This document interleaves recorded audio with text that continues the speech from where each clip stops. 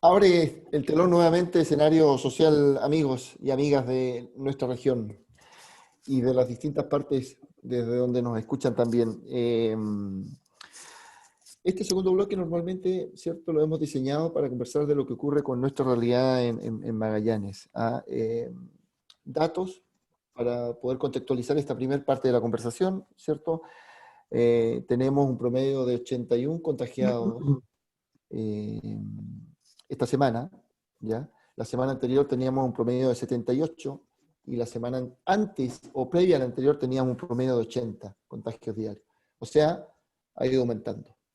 Doy este dato porque una de las fórmulas que ocupa la autoridad para flexibilizar, perdón, su criterio respecto de las aperturas o de esta política de paso a paso, de ir avanzando, ¿cierto? Uno de los criterios son la ocupación de la hospitalización, ocupación de camas UCI, los casos que se van desarrollando en forma semanal y la positividad en los exámenes PCR. Un dato, ¿ah? En los cuatro indicadores estamos mal, estamos en negativo, en muy negativo. Y por eso inicié esta conversación hablando, ¿cierto?, de estos 81 contagios que tenemos promedio en la semana. Entonces, frente a esto, frente a esta realidad, vuelvo a dejar este concepto instalado. Entiendo que la gente, muchachos, ni hablar de lo que ocurrió en la región metropolitana, donde se retrocede, ¿cierto?, a la fase, a cuarentena, los fines de semana, fase 2. Entiendo que la gente le perdió el temor al virus y de alguna otra forma el respeto también a la cuarentena. ¿Ya? Cristian, te dejo ahí un espacio, unos minutos para que podamos hablar de este tema. Sí, mira, es que está bueno el ejemplo, porque cuando uno ve lo que pasa en Santiago, chuta, es como lo natural, lo que pasó en Europa. Cuando uno ve lo que pasa en Magallanes, bueno, esto es lo que está ocurriendo y al final hay que darse cuenta que la actividad económica, la forma de relacionarnos, la forma de hacer sociedad ha cambiado justamente por la pandemia y eso nos va a volver atrás. Por más vacuna que tengamos, va a seguir habiendo un cambio y el que no esté adaptado para el cambio va a terminar, no sé, perdido, absorbido, ¿cierto? Y por lo tanto el emprendimiento tiene que tener y pensar un poco en eso. La autoridad política también tiene que dirigir un poco a los gremios, ¿cierto? Y a los ciudadanos para que vayamos entendiendo que esta cuestión, el mundo cambió y los cambios van para allá. Ahora necesitamos herramientas para adaptarnos a esos cambios. Y ese es deber del gobierno, del Estado, ¿cierto? Entregar estos instrumentos. Yo sé que hay una desesperación por la gente del comercio y sobre todo por la gente de los restaurantes, pero por más protestas que hagan, los restaurantes no se van a llenar. Y no se van a llenar muy probablemente en 2 o 3 años más. Y no se van a llenar en 3 años más. Es muy probablemente que la gente ya vaya menos o que los estándares que se exigen van a ser otros, como mayor espacio, mayor distancia, ¿cierto? No nos olvidemos que los restaurantes hace rato que además vienen sufriendo una serie de cambios. ¿Se recuerdan que hace un tiempo se publicó una ley que se prohibió ya fumar derechamente? Pero antes de eso había una separación en espacio entre los fumadores y no fumadores. Entonces, estas adaptaciones van a tener que irse haciendo, ya no simplemente por una exigencia meramente legal, sino porque el comportamiento de la gente también va a ir cambiando. Entonces, yo de verdad creo que hay que tratar de desarrollar más comercio electrónico, más plataformas electrónicas, adaptar a los trabajadores también para que se logren enfrentar a estas cosas, legislar adecuadamente, además ciertas actividades que no están adecuadamente reguladas, como los famosos delivery, ¿cierto? Los intermediadores, ¿cierto? Pero yo creo que el turismo, así como antaño, eh, va a cambiar y por lo tanto hay que entenderlo, pero hay que ayudar al empresariado también a que se pueda adaptar y no seguir insistiendo con una cuestión que no va a poder ocurrir. Y no va a poder ocurrir porque la economía se va a demorar en recuperarse, pero además el comportamiento de la gente va a significar más distancia. Yo me recuerdo que 10 años atrás yo veía en el metro en Santiago a veces gente de Asia, japoneses, coreanos, y andaban en nuestro metro en Santiago con mascarilla. Ellos ya hace tiempo que tienen esta conducta del no contacto. Nosotros todavía somos muy latinos, los abrazos, los besos, los cumpleaños, esas cosas van a ir cambiando de a poco, así como fue cambiando la composición de la familia, ¿ya? Donde hoy día todavía muchos seguramente celebramos la Navidad con los papás y con las mamás, que son los patriarcas, las matriarcas, ¿cierto?, de la familia, pero eso paulatinamente va a ir cambiando. Y cuando uno se acuerda también lo numeroso que eran las familias y la cantidad de tíos, Hoy día la pregunta, ¿quién se junta realmente con sus primos para que los hijos de uno tengan todo ese ramillete de tíos que uno tuvo en la infancia? Eso ha ido cambiando. Así como los clubes deportivos, antes hacían la vida del barrio, y había clubes sociales donde ahí se celebraban los cumpleaños, se entregaban los regalos de Navidad, se hacían las fiestas, se hacían los matrimonios, se hacían los bautizos. Esa cosa también ha ido desapareciendo. Las juntas de vecinos cada vez son más reducidas y están, todavía tienen un rol, pero ese rol más social, más de la comunidad, se ha ido un poco perdiendo. Pero es justamente por la vorágine de lo que ha significado esta forma de globalización. No, yo no estoy de acuerdo con que se pierdan ciertos valores, pero inevitablemente el mundo va para allá y tenemos que adaptarnos. ¿Ya? Y tenemos que entregar entonces las herramientas y las competencias para que esas cosas, digamos, se internalicen adecuadamente, preparar a nuestros trabajadores, pero también darle herramientas a nuestros empresarios para que se puedan adaptar. Sí, el teletrabajo quedó, creo yo, para instalarse también. Alfredo, solamente una breve introducción, fíjate, a propósito de lo que está ocurriendo con estos indicios de protesta, ¿cierto?, por parte de un sector productivo en la región. La pregunta que hago yo es, más allá de la influencia que puede haber tenido o no una autoridad, se dijo en este programa, en el nombramiento de al menos 3 intendentes en la región, o en el fallido nombramiento de estos 3 intendentes en la región, más allá de la influencia que haya podido tener el actual alcalde Radonich, ¿cierto? La pregunta mía es, ¿qué puede hacer la actual intendenta en función de estos números que yo acabo de dar al inicio de esta segunda etapa, donde efectivamente Magallanes no despega y no tiene un ápice, ¿cierto?, de ir avanzando con respecto a ir disminuyendo esta cifra? Te cedo la palabra, amigo. Sí, bueno, mira, no es fácil responder la pregunta que tú haces, ¿qué puede hacer la intendenta? Yo creo que puede hacer muchas cosas, pero obviamente hay que también estar situado en los zapatos, digamos, de la autoridad regional, ¿no? Pero por otra parte, digamos, viendo de afuera, vuelvo a decir, digamos, otras cosas con guitarra, pero viendo de afuera, digamos, y por lo menos, digamos, lo que hipotéticamente, digamos, uno se imaginaría que haría en un determinado caso, yo creo que estamos en una situación muy delicada, pero para abordar este tema, primero yo creo que tenemos que necesariamente hacer un análisis de carácter político, porque la intendenta es una autoridad política, que como dijimos en alguna oportunidad convive con 2 sombreros. Un sombrero, bueno, el sombrero principal es, y el sombrero más grande, es ser representante del presidente de la República en la región. Y después los otros sombreritos, digamos, son preocuparse de la administración o de la seguridad interior del Estado en la región, fundamentalmente los temas de seguridad pública, y ahí se nos abre otro paréntesis, y el tema que hace al desarrollo social, económico y social de la región. Pero los intendentes, para nadie es un misterio, que los intendentes en este periodo en Magallanes se han elegido bajo un sistema, yo diría, de administración de las ambiciones. Y la administración de las ambiciones particularmente, lo cual obviamente no tiene nada de malo, pero bueno, esa es la realidad, la administración de las ambiciones del alcalde, Radonich, todo el mundo lo sabe, incluso la gente de su propio sector lo dice. O sea, no estoy diciendo no estoy hablando acerca de ningún misterio. Entonces, la administración de las ambiciones del alcalde Radonich, que al parecer hoy día las ambiciones un poco se encajonaron en cierta medida en la alcaldía, digamos, porque ya no va a ser candidato a alcalde, ni candidato ni candidato a diputado, ni a senador, etcétera. Entonces, va a ser sí candidato a alcalde. Entonces, todo se hacía en función de esta administración de ambiciones.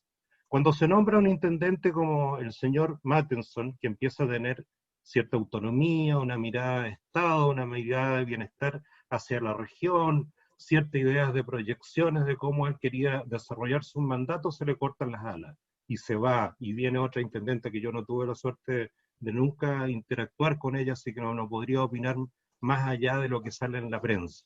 Posteriormente viene el intendente Fernández, que sí lo conozco, y sí, él tiene una visión de la región y trató de desarrollarla. Él fue consejero regional en alguna oportunidad, es un hombre que viene del mundo de la empresa, del mundo ganadero, entonces tiene una cierta perspectiva para interpretar cuáles son los anhelos de la región, pero no le hicieron caso, y fue tan el nivel de respeto que de falta de respeto, para mi gusto, que las críticas más grandes las tuvo de su propio sector, y fundamentalmente al parecer del sector del alcalde de Radonich, y la falta de respeto, ya que fue la guinda de la torta que se enteró de su renuncia por la prensa 2 horas antes, digamos. Eso, por favor, no, yo creo que ninguna persona se merece ese trato. Y ahora está la intendenta actual, la intendenta Rojas, que obviamente tiene y obedece también a una administración, yo diría, una administración de las ambiciones del alcalde, pero resulta que las ambiciones, como ahora se encajonaron un poco, ella tiene una situación, unas tenazas, digamos, muy calientes en las manos, que yo creo que tiene que moverla con mucho talento político, porque si no es así, está prácticamente jugando con fuego. Porque yo creo que este tema de los anuncios de protesta de los empresarios va a ir creciendo, porque la gente está desesperada, la gente va a empezar a ser ejecutada por sus créditos. Muchas veces hemos dicho que varios seremis de la región están más preocupados de usar la chaqueta roja o de andar full production o con los labios muy pintados, lo cual es muy agradable, digamos, cuando las personas, hay algunas personas que se ven muy bien, no todas con los labios muy pintados, pero no solamente eso, tienen que hablar de política también. Y hablar de política no significa ser meros funcionarios, porque una persona de confianza política no es un mero funcionario. Pero volviendo a lo anterior, yo creo que va a ir subiendo la presión, los empresarios van a agudizar, yo creo, esta protesta, los empresarios, no solamente ellos, sus empleados, las personas que dependen de ellos, las personas que están sin trabajar, etcétera, y vamos a tener mucha gente en las calles, con cuarentena, con pandemia, y esta gente en las calles no va a faltar la tentación de alguna autoridad o algún asesor de la autoridad de aplicar la fuerza. Ahí va a venir el otro dilema, que el jefe de la fuerza pública, que llámese carabinero, o quien sea, digamos, va a tener que decir, bueno, aplico o no aplico la fuerza, porque puede quedar la escoba, como se dice en buen chileno, y ya no van a ser, digamos, estos niños que nadie se merece, digamos, ser golpeado, pero bueno, hay personas, la fuerza se puede legitimar en un determinado momento para poder implantar el orden público. O sea, para eso existen causales que justifican el uso de la fuerza, pero vamos a tener esta vez no a nihilistas que anden por la calle, sino que vamos a tener empresarios que van a estar en la calle con sus empleados. Entonces, ni Dios quiera pase algo. Entonces, yo creo que estamos en una situación tremendamente álgida. Yo creo que las autoridades van a tener que a su vez definirse, y definirse diciendo, bueno, sí, vamos a mantener esto al costo que sea, porque aquí representamos al gobierno, o decirle al presidente, mire presidente o ministro del Interior, usted tiene que cambiar su perspectiva, su visión sobre Magallanes, tenemos que regionalizar las decisiones, porque si no, aquí está su cargo y yo me voy, porque yo no estoy dispuesto a de que en Magallanes quede una situación, digamos, de manifiesto, yo diría, violencia, producto de que las personas están efectuando un legítimo reclamo. Entonces, vuelvo a lo anterior, yo creo que es muy difícil el papel que tiene, y aquí se va a probar justamente su talento político. Y el talento político pasa no solamente por mantenerse en el cargo, porque el talento político pasa también por estirar o poner las cartas sobre la mesa y decir, mire, yo soy miembro de esta comunidad y no estoy de acuerdo con lo que se está haciendo, y aquí está el cargo y yo me voy porque me debo más a la comunidad que a una situación de inoperancia o de falta de entendimiento de parte del gobierno central. Ahí se verá, ya lo anunciaba una dirigente, me parece, del sector de los restaurantes o el sector hotelero en una entrevista que le escuché al pasar por ahí haciendo zapping. Pero la situación es muy álgida y yo creo que se va a poner aún más difícil.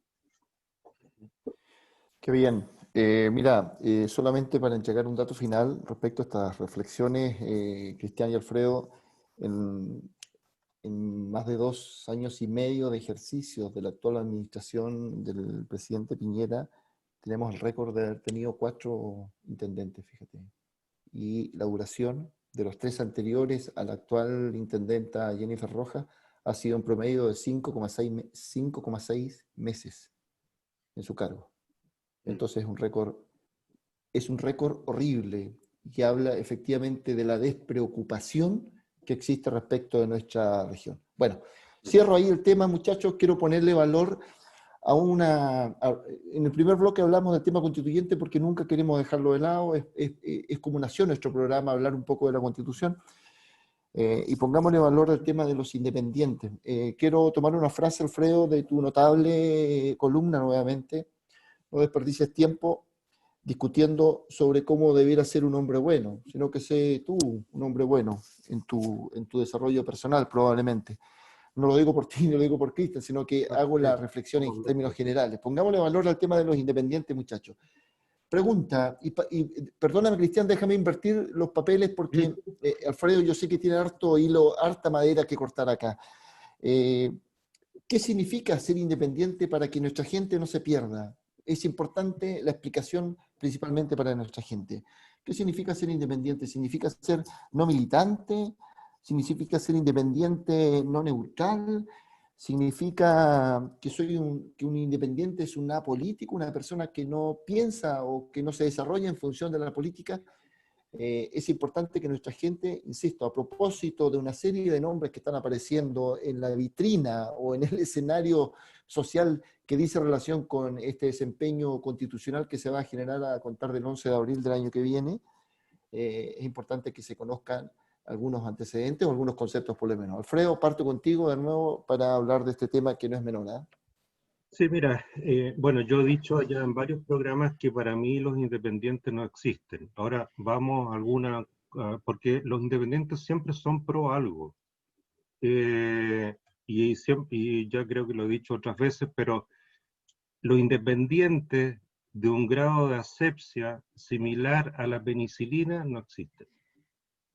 Y obviamente alguien puede decir, mire, yo soy independiente porque yo no pertenezco a ningún partido político. Bueno, ya, sí, es independiente de un partido político o de los partidos políticos, pero yo creo que ninguna persona es 100% independiente, porque tendrá una visión de sociedad, tendrá no sé, un tema filosófico que lo acerca a tal o cual, o a cierta idea, digamos, de concepción sobre la humanidad, sobre las personas, porque no creo que exista una persona que piense hoy día, digamos, que el ser humano, digamos, no tiene que ser respetado por la sola condición de ser, digamos, persona.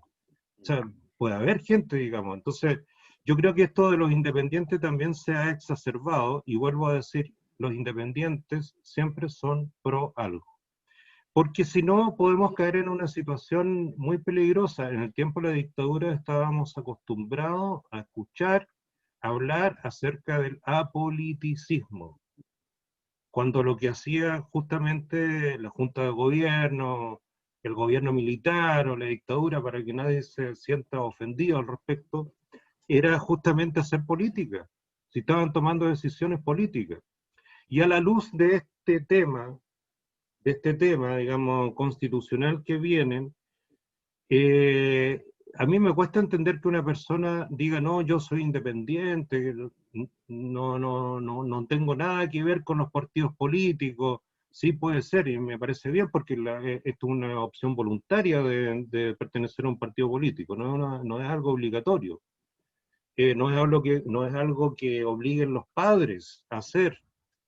No es algo, digamos, que para que yo pueda desarrollarme como persona esté comprometido a hacerlo. Y ahí bueno, algunos a lo mejor se sintieron comprometidos a hacerlo para conseguir pega, digamos, y entonces entraron a un partido político.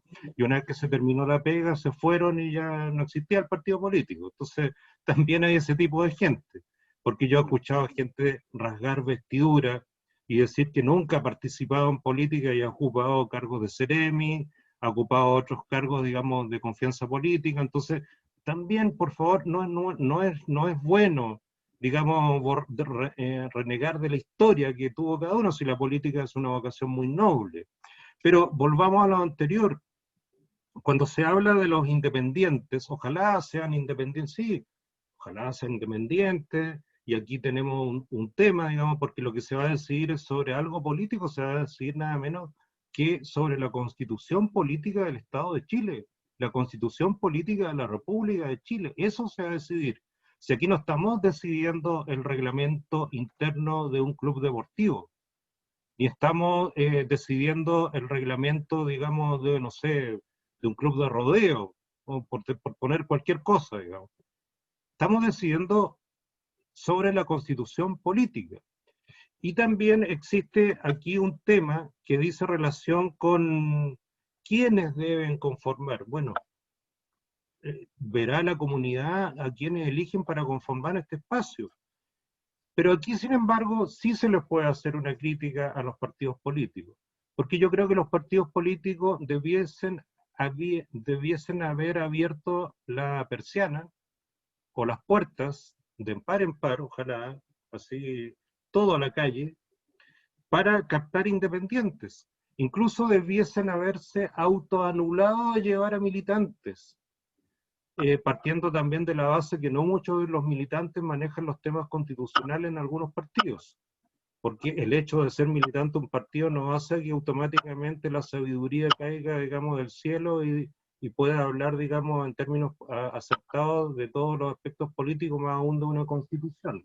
Entonces, los partidos políticos debiesen haber abierto las puertas y haberse preocupado de llevar independientes y haber captado independientes. Era la oportunidad para airear el partido o los partidos y poder empezar a captar gente que a lo mejor tiene cierta relación, se siente cercano en términos del ideal de sociedad a construir de un determinado partido, pero no es militante, no quiere ser militante, no se siente llamado a ser militante. Entonces ahí yo creo que los partidos debiesen haber sido generosos. Y hasta el momento, esa demostración de generosidad, pese a que se le ha dicho, y algunos políticos sí lo han dicho, esa generosidad no se ha manifestado. Y yo creo que no se va a manifestar.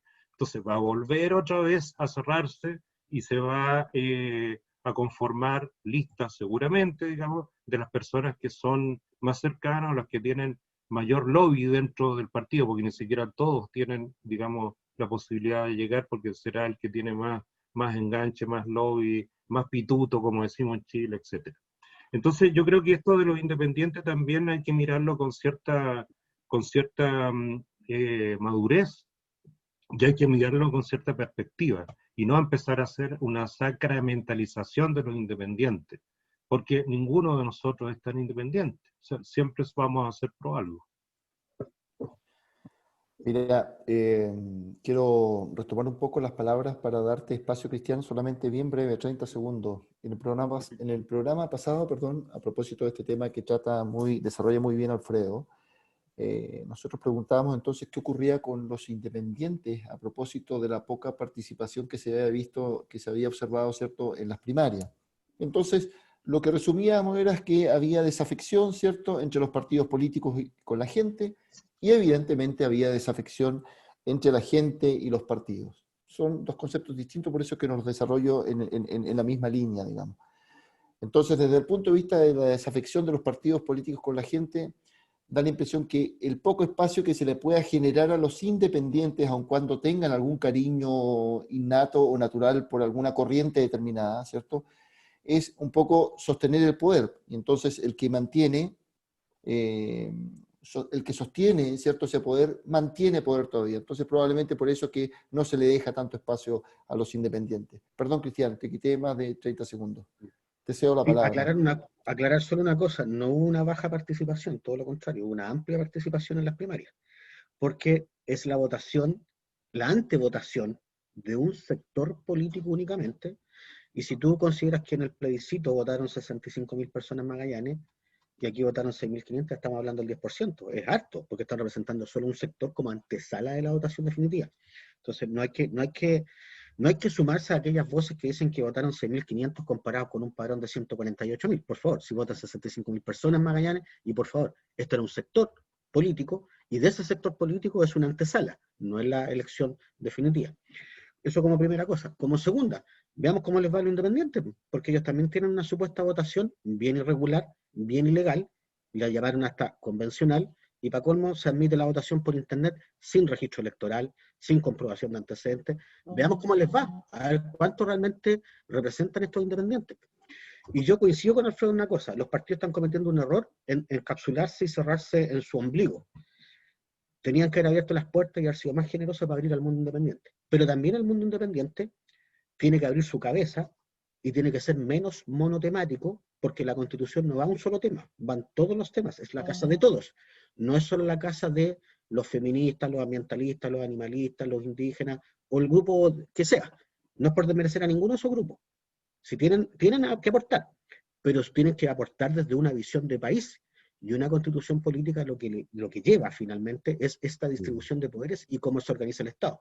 No he escuchado a ninguno de ellos señalar si quieren un régimen presidencialista, parlamentario, semipresidencial, si quieren bicameral, unicameral, si quieren Estado federal. No los he visto pronunciarse sobre el rol que le van a dar a los gobiernos regionales ni a los municipios. Ni tampoco he visto sobre otras materias de justicia, por ejemplo, si vamos a tener juzgados conformados por parte ciudadana y por parte a lo mejor de abogados letrados, no sé. Pero nada de eso lo hemos visto, solamente una proclama y una perorata respecto a los derechos, que me parece muy bien, pero para que esos derechos realmente se aterricen, lo necesario son las instituciones. Bien, esto ha sido, amigos, de nuestra región de Magallanes, esto ha sido Escenario Social, una edición más, ¿cierto?, de nuestro programa. Gracias por su tiempo, gracias por escucharnos, gracias Alfredo por tus opiniones, gracias Cristian también por las tuyas. Nos vemos, como siempre, en la próxima edición de este Escenario Social que cierra su telón de análisis. Gracias. Chao, chao. Chao, chao. Justo en tiempo.